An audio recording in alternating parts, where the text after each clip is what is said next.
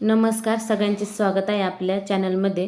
तर आजच्या व्हिडिओमध्ये आपण पाहणार आहे बाहेरून क्रिस्पी आणि आतून एकदम सॉफ्ट अशी कोथिंबीर वडी, तीही एकदम कमी वेळेमध्ये. त्याला कुठल्याही प्रकारचं कोथिंबीर वाफवायची गरज नाही वडीला, आणि जो वेळ लागतो ना तो कसा वाचेल आपला.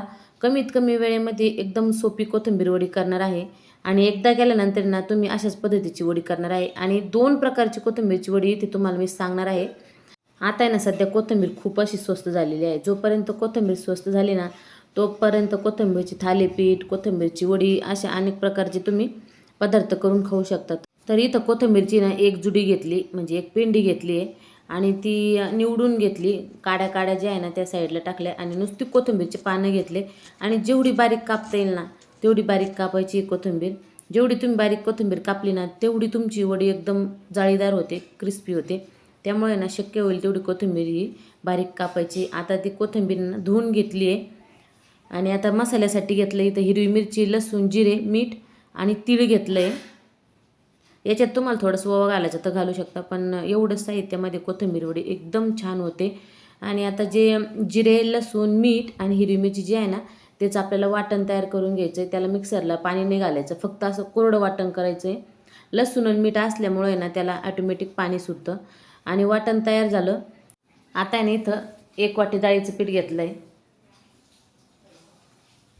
ते एका भांड्यामध्ये काढून घ्यायचं आहे. त्याच्यात घालायची हळद. आता मीठ तर घालायची गरज नाही, कारण आपण वाटणामध्येच मीठ घातलं आहे, फक्त हळद घालायची आहे. आणि आता जे भांडं आहे का वाटणचं त्याच्यात पाणी घालून आहे ना तेच मिक्स करण्यासाठी घ्यायचं डाळीचं पीठ. तर ज्या पद्धतीने आपण पिठल्यासाठी पीठ करतो ना तसं पीठ पातळ करून घ्यायचं आहे, कालून घ्यायचं आहे चांगलं. तर डाळीचं पीठ इथं मिक्स करून झालं. त्यानंतर आहे ना गॅसवरती कढई ठेवायची आहे. कढईमध्ये तेल टाकायचं आहे.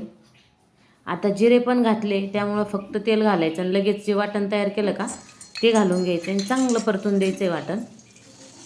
एकीकडं लगेच कोथिंबीर पण पाणी निथरायला आपण ठेवून दिलेली आहे कापून.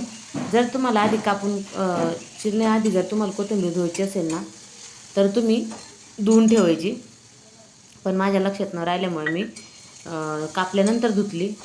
लगेच आता मसाला परतला. इथं तीळ पण घालायची, तीळ पण चांगली परतू द्यायची आहे. वरून टाकण्यापेक्षा ना तीळ ही परतायला टाकली ना तर चवीला लागते, म्हणजे भाजली जाते थोडीशी ना, त्यामुळं छान एकदम खुसखुशीत लागते वडीमध्ये कोथिंबीर. तर आता चिरलेली कोथिंबीर घालून ना चांगली परतून घ्यायची आहे. ज्या पद्धतीने आपण भाज्या परततो ना त्याच पद्धतीने ही कोथिंबीर परतून घ्यायची आहे. एकदम सोपी पद्धत आहे ही कोथिंबीर वडी करण्याची. याला अजिबात वाफायची गरज नाही आणि म्हणजे जास्त झंझटच नको. एकदम सोपीत सोपी कमीत वेळेत होणारी ही कोथिंबीर वडी आहे. आणि दुसऱ्या पण पद्धतीची वडी सांगते मी तुम्हाला. तर आता ही कोथिंबीर जी आहे ना सगळी परतून झाली आहे. आता बेसन पीठ कालवलं आहे का ते पिठल्यासारखं आहे ना मिक्स करत राहायचं सारखं. कोथिंबीरमध्ये सोडायचं आणि मिक्स करायचं. गॅस इथे ना कमी ठेवायचं, हे टिप्स लक्षात ठेवा. आणि जास्त पण पाणी घालायचं नाही. गुठळ्या होणार नाही यासाठी ना गॅस कमी करायचा आणि सारखं हलवत राहायचं आहे. आता इथं उचटणी न होणार नाही तर तुम्ही लाटणं घ्यायचं, नाही तर अशा पद्धतीचं बिटर घेऊन तुम्ही मिक्स करू शकता. आता झाकण ठेवले ना कमी गॅसवरती 2 ते 3 मिनटं चांगली वाफवून घ्यायची. आणि हाताला चिटकली ना तर थोडंसं परत 2-3 मिनटासाठी झाकण ठेवून चांगलं हे होऊ द्यायचं आहे. ज्या पद्धतीने आपण बेसन वडी करतो का सेम तसंच आपल्याला हाताला चिटकणार नाही ना तेव्हाच आपल्याला हे बॅटर काढायचं आहे. तर एका लगेच भांड्याला तेल लावून घ्यायचं आहे आणि जे मिश्रण तयार झालं का ते डब्यामध्ये ओतून घ्यायचं आहे. तेल लावायला विसरायचं नाही. गरम गरम असतानाच ओतून घ्यायचं आहे. थोडीशी कढई जी आहे ना ती लागती खाली, म्हणजे थोडीशी करपती, पण आता तेवढी तर करपणारच आहे किती कमी गॅसवरती केले तरी पण. आणि ते जे खरडण आहे ते पण काय वाया जात नाही, ते एकदम छान लागतं खायला. आता हे जे बॅटर आहे ना ते एकदम गरम गरम राहतं, त्यामुळे 1 वाटी घ्यायची आणि थोडंसं थंड झालं का थोडं म्हणजे वाटीने थोडं पसरून घ्यायचं. नंतर हाताला तेल लावायचं आणि वड्यासारखं छान असं थापून घ्यायचं आहे. म्हणजे एकसारखं प्लेन करून घ्यायचं पीठ. आणि पीठ प्लेन केल्यानंतर आहे ना बघू शकतो मी तर खूप छान असं सॉफ्ट झालं आहे. आता इथं वडी आपल्याला वाफायची गरज नाही, काहीच नाही.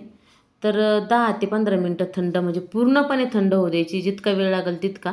पण पूर्णपणे जे थापलेलं बॅटर आहे ना ते थंड होऊ द्यायचं. आणि बघू शकता तुम्ही थंड झाल्यानंतर ना लगेच निघायला पण एकदम सोपं जातं. केकसारखं अगदी निघाले आहे. तर इथं आता वड्याचा आकार देऊन घ्यायचा आहे. लहान मोठी वडी तुम्ही तुमच्या अंदाजाने करू शकता. आणि दुसऱ्या पद्धतीची म्हणजे वाफायचं पण नाही. तांदळाचं पीठ घ्यायचं आणि डाळीचं पीठ घ्यायचं आणि हे मिक्स करून डायरेक्ट गोळा मळायचा पिठाचा. आपण ज्या पद्धतीने पिठाला मळतो का त्याच पद्धतीने एकदम घट्टसर गोळा मळायचा आणि त्याचे ना वड्या पाडायच्या आणि त्यात तळून घ्यायचे. ती पण खूप सोपी पद्धत आहे. ती जमलं तर एखाद्या वेळेस पुढच्या व्हिडिओमध्ये मी तुम्हाला दाखवण्याचा प्रयत्न नक्की करेल. तर पहा इथं वड्या छान झाल्या. आता लगेच आपल्याला त्या फ्राय करून घ्यायच्या म्हणजे तळूनच घ्यायचे थोडक्यात.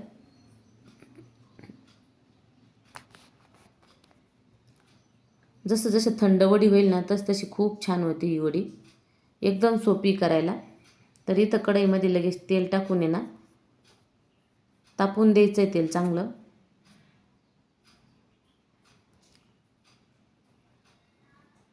सुरुवातीला ना थोडीशी वडी टाकून पाहायची. तेल जर तापलं ना दुसऱ्या वड्या टाकायच्या लगेच. तर पहा इथं आता थोड्या थोड्या करून ना लगेच वड्या इथं तळून घ्यायच्या आहे.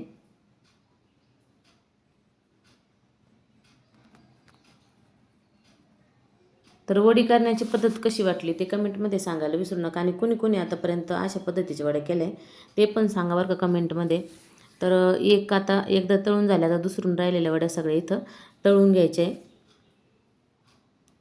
एकदा तेल तापल्यानंतर वड्या तळायला काही जास्त वेळ लागत नाही. तर खूप छान असा रंग आलेला आहे आणि कुरकुरीत तर खूप झालं आहे बरं का. वरून एकदम कुरकुरीत आणि आतून जे आहे ना ते एकदम छान म्हणजे मऊ झाले आहे छान. तर इथं सगळ्या वड्या ज्या आहे ना तळून झाल्या आणि थंड झाल्यानंतर तुम्ही वड्या बघू शकता खूप छान झालेल्या आहे. रंग तर अप्रतिम आलेला आहे आणि पाहता क्षणी तोंडाला पाणी सुटेल अशा. करायला तर सोप्याच आहे. कोणीही म्हणजे 5 ते 10 मिनटामध्ये आपण पिठलं ज्या पद्धतीने करतो ना सुकं तशाच वड्या करू शकता तुम्ही. आणि दुसरी पद्धतीचे वड्या पण तुम्हाला मी लवकरच व्हिडिओ येईल. आणि आता जोपर्यंत कोथिंबीर येईल तोपर्यंत कोथिंबीरचे थालीपीठ जे आहे ना ते नक्की एकदा करून पहा. त्याचा पण व्हिडिओ मी तुम्हाला लवकरात लवकर टाकील. तर लाईक शेअर सबस्क्राईब. धन्यवाद. थँक्यू.